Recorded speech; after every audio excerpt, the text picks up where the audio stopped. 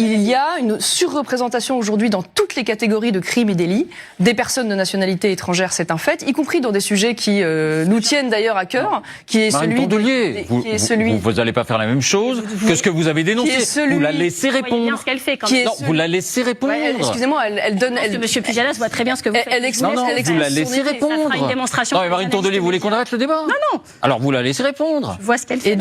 Et donc, une surreprésentation dans toutes les catégories de crimes et délits, y compris dans des types de délits et de crimes qui nous tiennent d'ailleurs toutes les deux légitimement à cœur, qui est celui des violences intrafamiliales et notamment des viols conjugaux, où là encore, les étrangers sont 2,2 fois plus en proportion représentés que les Français. Donc indéniablement, il y a ce cas-là. Alors vous expliquez que c'est la question de la précarité.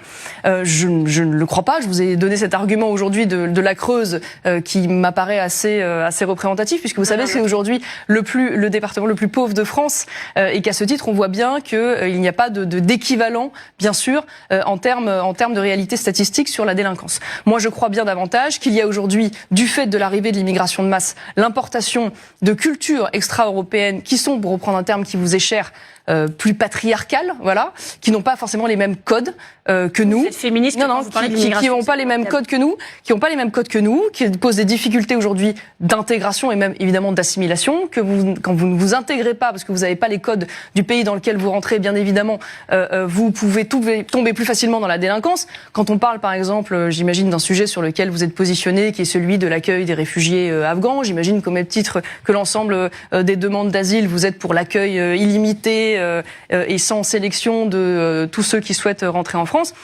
Les Afghans, par exemple, c'est assez significatif. Vous savez qu'ils sont 90% à vouloir l'application de la charia.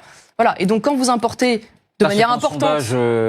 Oui, il y a eu un sondage, en l'occurrence, c'était une mémoire, c'était Eurostat qui avait fait ce sondage, qui, pour le coup, démontre que, en fait, quand vous importez, de manière très importante, parce que les Afghans, sur les 10 dernières années, c'est pas moins de 100 000 personnes, sur un territoire, des gens qui ont des codes culturels complètement différents, vous comprenez bien que l'intégration, y compris le respect de la loi et des fondamentaux, finalement, culturels, est beaucoup plus difficile. Donc, je n'ai pas du tout la même lecture que vous, et je dois dire que je pense que les Français ne l'ont pas non plus, eu égard, évidemment, dernière réponse peut-être sur ce point.